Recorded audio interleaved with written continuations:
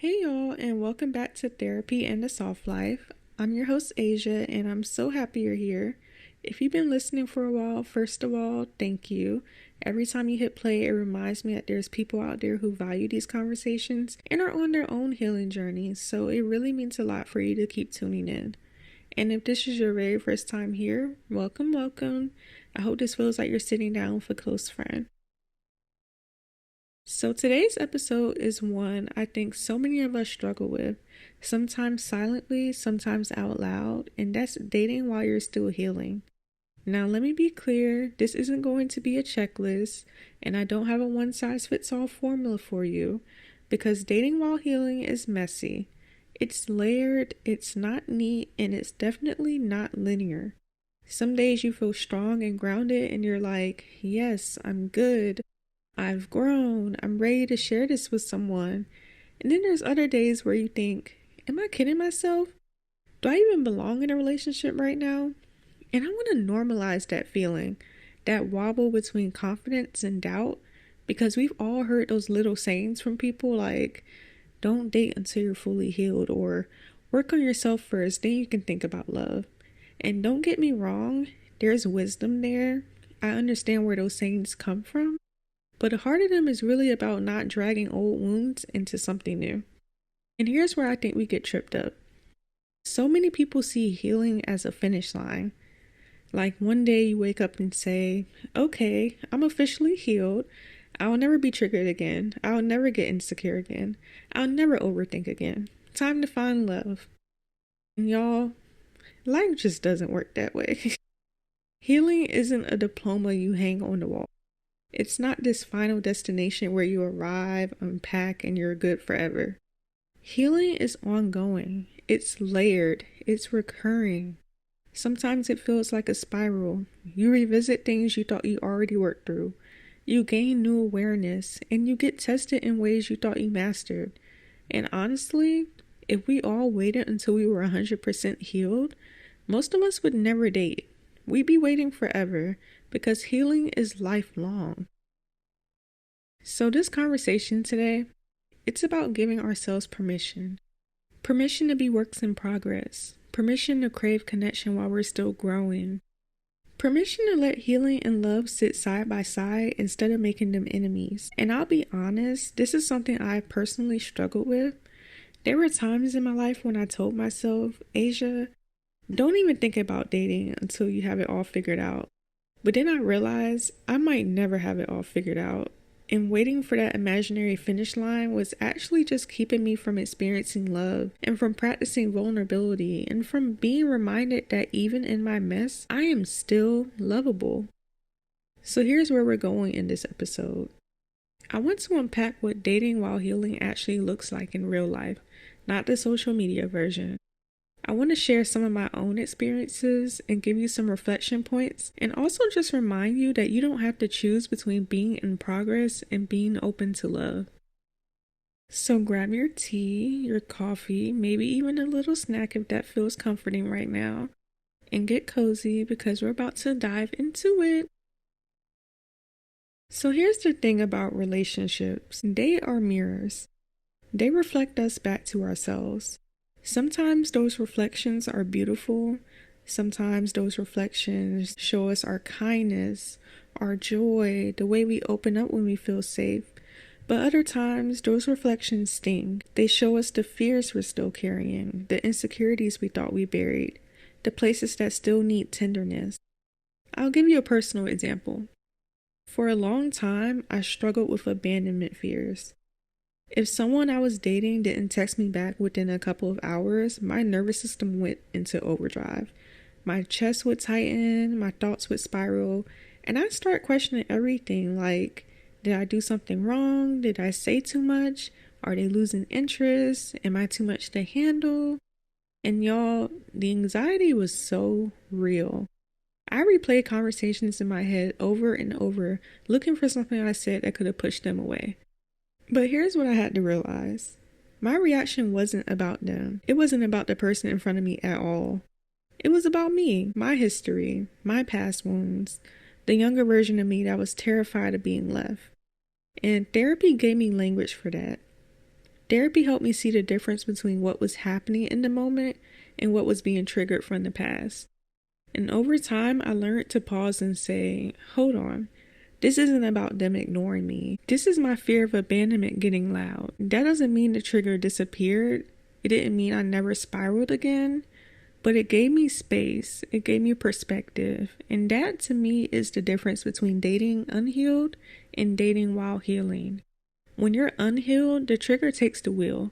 It dictates your choices, your reactions, your relationships. But when you're healing, the trigger still shows up, but you can name it.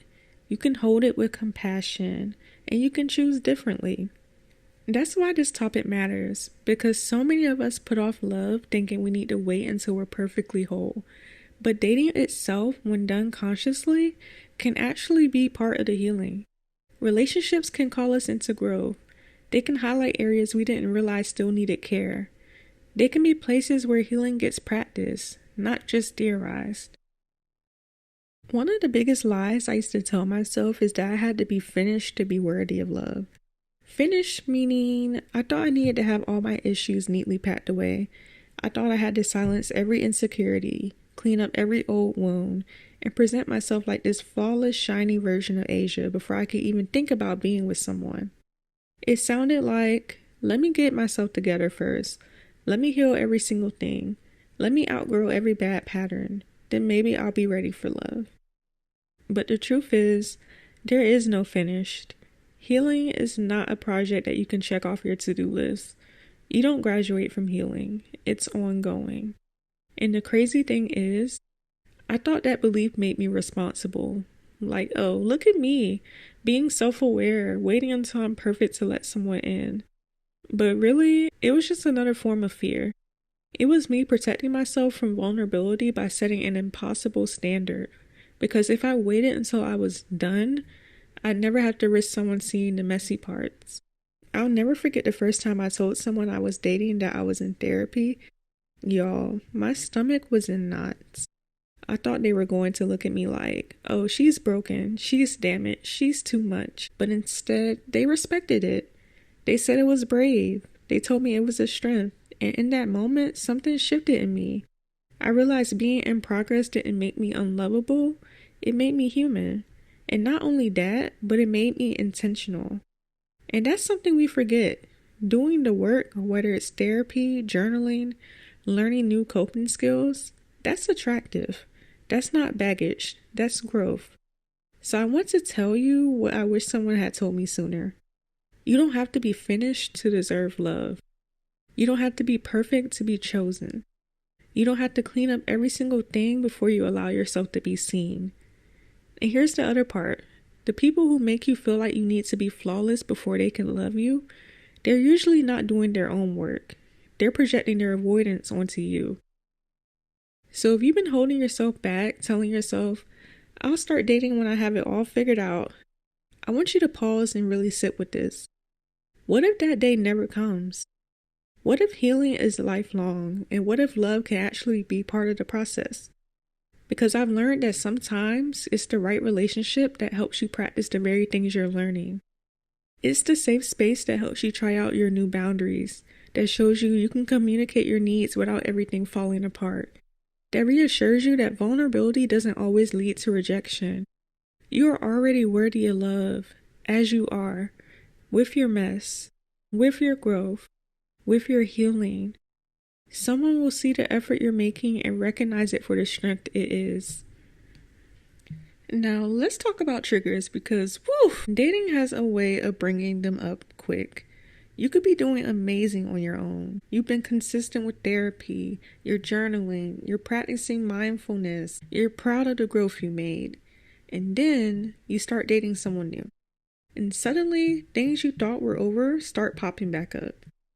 For example, maybe they take longer to text back one day, and suddenly your chest is tight and your mind is spiraling. Or maybe they raise their voice in a disagreement and instantly you shut down. Maybe they cancel plans, and before you know it, you're replaying old storylines about rejection or abandonment in your head. It's in those moments that you might think, see, I'm not ready. I haven't healed enough. I shouldn't be dating. But here's the thing. Those triggers showing up doesn't mean you're failing. It means you're human. Healing doesn't mean you'll never get triggered again. Healing means when the trigger shows up, you see it differently. You have more awareness, you have more tools, you have more choices. I'll give you a personal example. There was a time I would spiral hard whenever communication fell off. If I didn't hear from someone, I'd go into overdrive, overthinking, overanalyzing, assuming the worst. But once I started really doing my healing work, I learned to pause in that moment. So instead of sending like 3 texts back to back, I'd check in with myself first. Like, okay, what's really happening here? Am I reacting to them or am I reacting to my fear of being left? And that pause changed everything. Sometimes, yes, I still felt anxious, but instead of spiraling out loud, I could hold it with compassion and choose a different response. And that's what growth looks like. Not the absence of triggers, but the presence of awareness.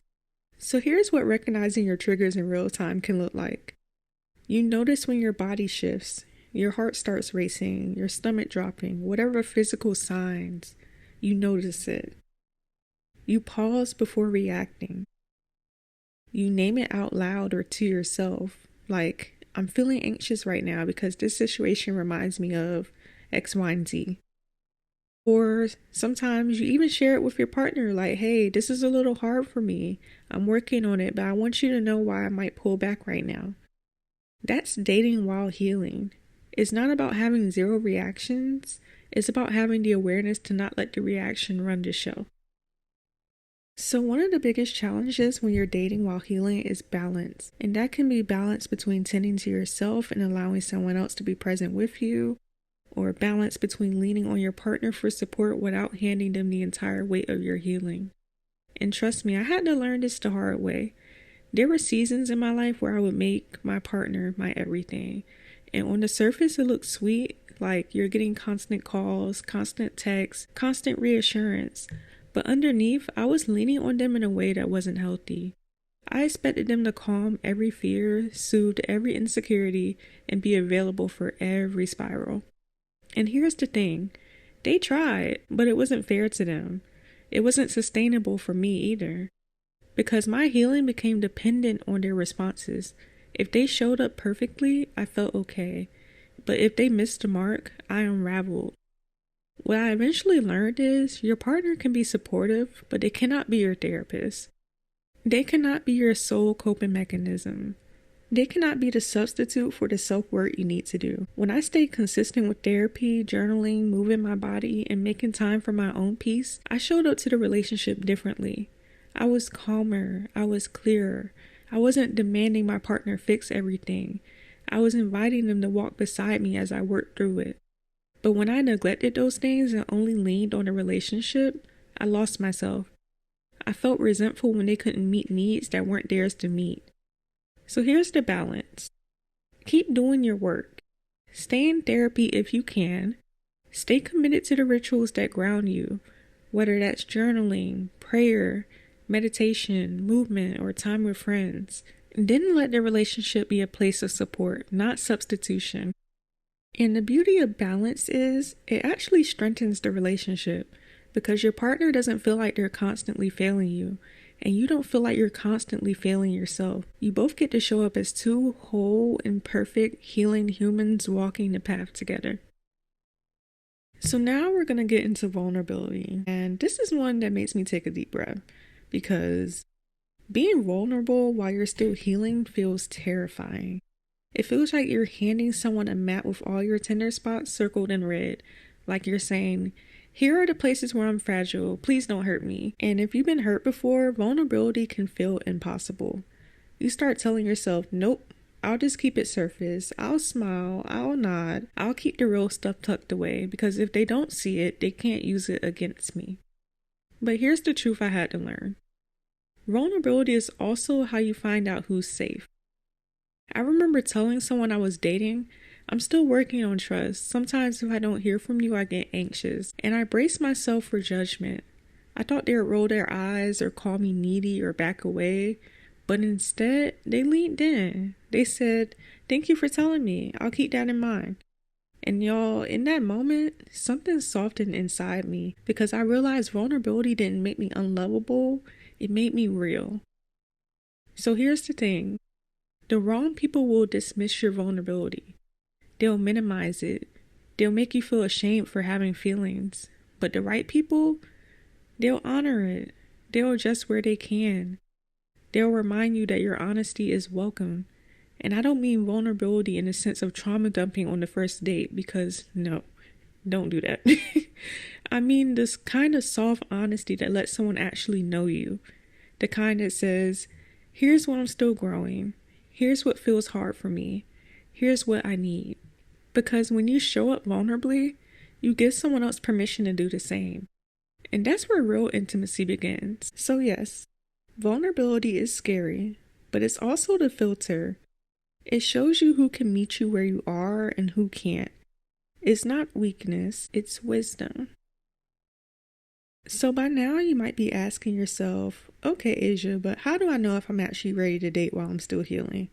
And first, let me say, there is no perfect checklist. Like I said from the beginning, I'm not going to give you a checklist, and there is no one-size-fits-all formula for this. But there are some signs that you're in a healthier place to try.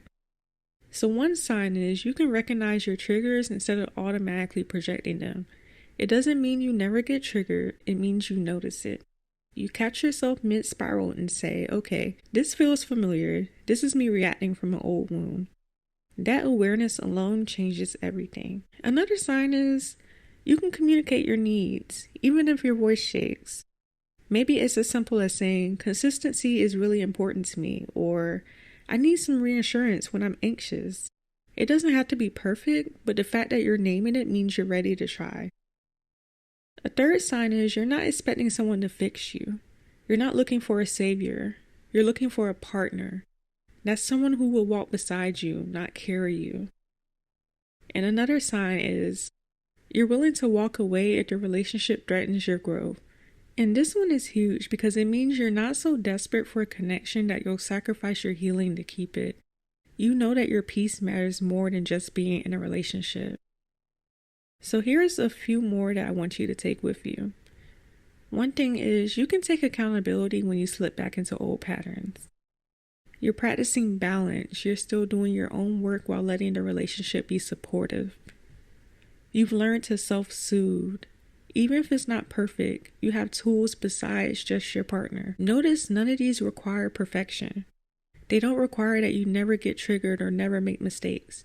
They require awareness. They require honesty. They require courage. So if you're sitting there wondering if you're ready, ask yourself, am I able to notice my patterns? Am I willing to be honest about what I'm still working through? Am I open to love without expecting it to erase my pain? If you can answer yes, even imperfectly, you might be more ready than you think. So if you take nothing else from this episode, let it be this. You don't have to choose between healing and love. They can exist together. Dating while healing is not about perfection. It's not about being flawless or never having a bad day again. It's about being conscious. It's about knowing yourself enough to say, here's where I'm still tender. Here's what I need. And here's how I'm working on it. It's about showing up with awareness, boundaries, compassion, and vulnerability. It's about giving yourself grace when old patterns pop up, because they will. And remind yourself that growth doesn't mean you never stumble. Growth means when you stumble, you notice it and you course correct and you keep going. So here's my reflection question for you this week. How can you honor your healing while still opening your heart to love? And maybe sit with that in a journal or just in a quiet moment with yourself. And here's a few prompts you can use if you're journaling or even just reflecting while you drive. One thing is, what's one old pattern that tends to show up for me in relationships? And how can I catch it earlier next time? 2. What boundaries do I want to honor to feel safe and cared for while dating? 3. What does support look like to me in a healthy partnership? And what parts of that support am I responsible for giving to myself first? 4. How can I communicate my needs with honesty and softness, even if it feels scary? And the last one, What would it look like to believe that I'm lovable even while I'm still healing? You don't have to answer all of these at once. Even picking one can give you a lot of clarity. And I'll leave you with this affirmation. I am allowed to be a work in progress and still deeply worthy of love. Healing and love can coexist in my life, and I honor both. Thank you so much for spending this time with me. If this episode resonated with you, share it with someone who might need a reminder that they don't have to be perfect to deserve love. Don't forget to follow Therapy in the Soft Life on Apple Podcasts, Spotify, Amazon Music, and YouTube so you never miss an episode. And if you want to connect outside the pod, come say hi on Instagram at Therapy and the Soft Life Pod. Until next time, choose peace over pressure, give yourself grace, and remember, you are allowed to be both healing and deeply lovable at the same time. Talk to you soon.